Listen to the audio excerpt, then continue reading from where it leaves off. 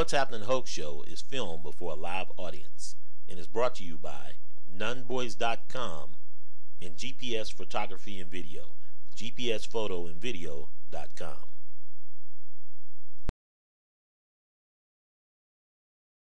Thank you very much for allowing me to be here this evening. I appreciate very much the sheriff's comments.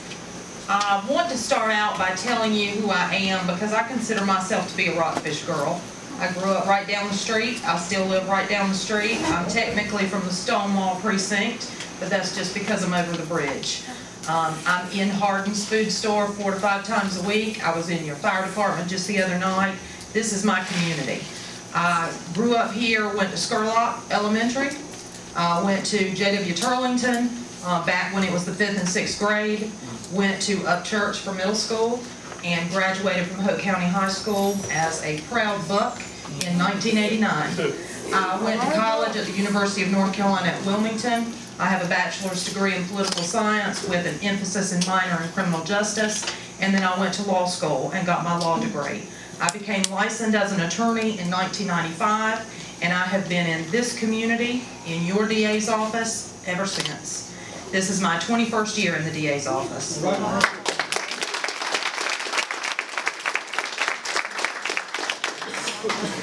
I knew that I wanted to be a district attorney. So while I was in law school, and many of my friends and classmates were going to the big firms and getting paying jobs, I came back home and I volunteered my time in the DA's office. Jean Powell was the DA then. I begged her for a job. She said, "There's no money to pay you." I said, "I don't need any," because I knew what I wanted to do. I will tell you that being a district attorney is actually not a job. It's a cause. And you better feel it in the pit of your stomach, because there are days it's hard. There are weeks it's hard. One time in 1 week, I met with 7 families of murder victims. At the end of that week, I went home and cried. I'm going to just be honest about it. People come to you not by choice, out of necessity. They need you. And you better love people, and you better love all people, because you don't get to choose. It's not about who's rich or who's poor. It's not about who's black or who's white, because when you step in the courtroom, there's only one thing that matters: who's right and who's wrong. That's it. Most of my victims, unfortunately, have been African American. And right now I'm under a little bit of attack because God painted me white. I can't change that. Nobody in this room can change the way you're painted. But I will tell you this: you control who you are. I'm going to tell you a quick story about who I am. Growing up down the street, my mom still lives in the same house I was raised in, and she has a next door neighbor. There were 2 families that lived there when I was a child growing up, well into my adulthood actually. The first family, my parents, Rick and Faye McMillan, said, "Don't go over there. That man's dangerous. He was a heavy drinker. He beat his wife. He beat his children. He was mean." And my parents said, "Stay away from him. Don't play with him. Don't go over there. Don't go near the property line. It's dangerous." I remember as a small child, that man shot and killed our family dog. His name was Snoopy. I really didn't like that man very much. And even though he had small children, we never played with them. When that family moved out, my parents were elated. And another family moved in. A husband, wife, and children. We played with them all the time. They were wonderful neighbors. We were at their house. Their mama was making Kool-Aid, because back in those days we didn't drink soda. Or they were at our house and my mama was making Kool-Aid. And we rode our bikes and we played hide and seek, and we had a wonderful time. The daughter's name was Karen, and the little boy's name, we called him T. That was his nickname. That first family was white, and my parents taught me to fear them because they weren't nice. And the second family was black. And Mr. Farmer, the father, lived there until just a few years ago when he passed away. And he was one of the best neighbors you could ever have. And we loved that family. And what my parents taught me is you judge people by who they are, not what they are. That's the way I was raised. That's what I believe, and that's the way I've gotten up every single day and gone to the DA's office and done my job. When you walk in to see me, I don't care what you are, I care who you are. And I make myself available to everyone. I advocate for everyone who's on the right side of the law. Now I'll tell you something else about me. I believe in justice very strongly, and I'm not going to make any apologies about it, because in my opinion, you shouldn't be a DA if you don't. There are days when you have to send people away. You have to lock them up. I've put somebody on death row. It wasn't something easy to do. It wasn't something I celebrated, but it was necessary, and it's the law. And that's what we have to do. We don't make the law, we follow the law. They make the law in Raleigh, they make the law in Washington. I am a soldier, and I go and carry out the orders of those in Raleigh and Washington who say what the law is. Sometimes I enforce laws I don't much agree with, but I don't have the freedom to say I don't like this law or I don't like that law. I have to respect the law. We take an oath that we will follow the law. We will uphold the Constitution. We will respect the statutes that are enacted by the legislature in Raleigh and in Washington. But when you are a district attorney, you have great discretion, and you can help people. You can make a difference in people's lives. I am one of the few district attorneys in the state of North Carolina that has a written policy on something called deferred prosecutions. I've had it since the day I took office, January 1st of 2001. It was one of the first things I did. Deferred prosecution is a program where if someone gets into minor trouble, I'm not talking about where another person's hurt, but relatively minor trouble, and they need a second chance, I can give them one. We enter basically a contract, and I say if you do A, B, and C, and you don't get in any more trouble, then I will dismiss your charge at the end of that program.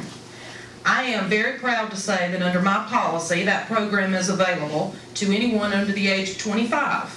Now, there are North Carolina general statutes that set the parameters for who is entitled to receive by law a deferred prosecution, but my policy is much broader than that.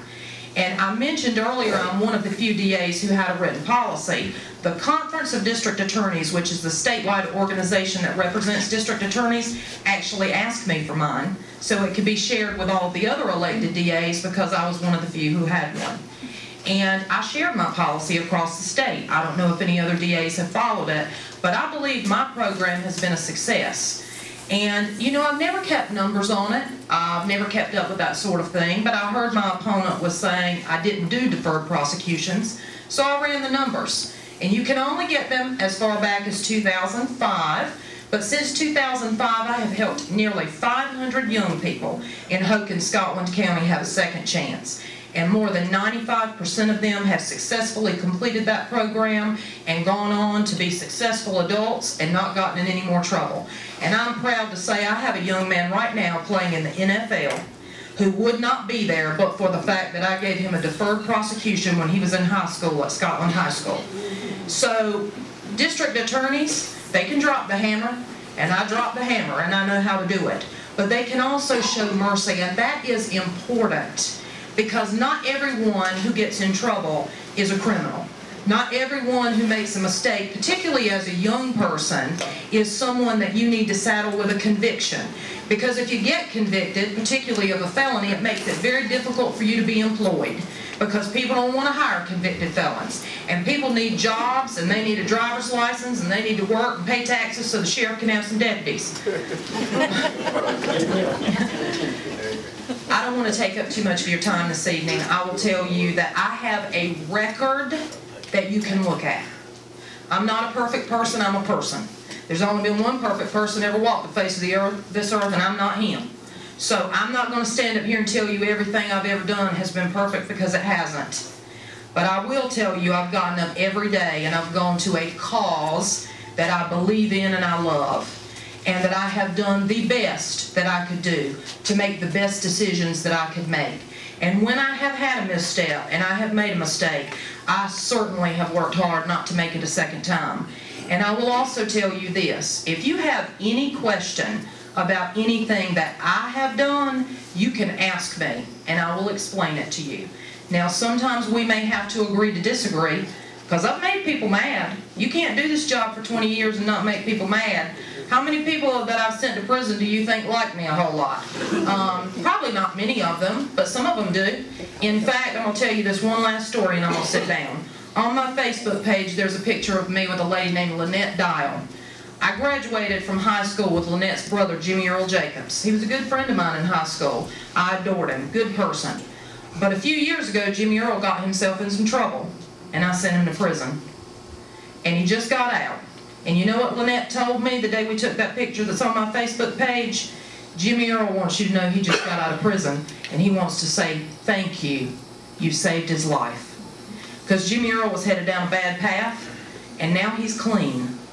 And I hope Jimmy Earl's going to stay on a good path. So not everyone that goes to prison is angry. I've found that if you treat people with respect, they will respect you back. Respect is something you earn, and you earn it by how you treat other people.